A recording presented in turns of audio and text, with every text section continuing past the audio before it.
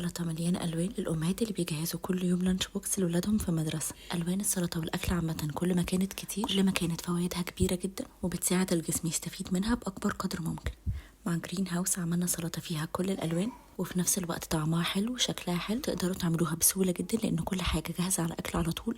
الذرة مسلوقة وجاهزة على الأكل لأنها مستوية بطريقة السوفيد فبتكون محتفظة بالفيتامينز والمعادن بتاعتها، والجبنة متقطعة وجاهزة للإضافة على طول. واللي بجد فرق جدا وخلى السلطة سهلة جدا وسرع الوقت، الخضار المغسول ومتنشف وجاهز على الأكل على طول. في أكتر من ميكس فيهم ألوان كتير زي الكيل سلو اللي مليان جزر وكيل وكروم. سبحان الله كل لون ليه فوائد خاصة بيه بتفيد الجسم بطريقة معينة وبتساعد على امتصاص الفيتامينز والمعادن اللي في ألوان تانية زي مثلا فيتامين سي بيساعد على امتصاص الحديد. وكل ده بيعمل ميكس حلو قوي بيفيد جسم الأمهات والأطفال. جربوا تعملوا السلطة دي وتضيفوا كل المكونات اللي بتحبوها مع دريسنج خفيف ولذيذ. اخترت الفرنش دريسنج حلو جدا وربط كل المكونات ببعض وفي نفس الوقت خلى السلطة كريمي أكتر وطعمها أحلى بكتير.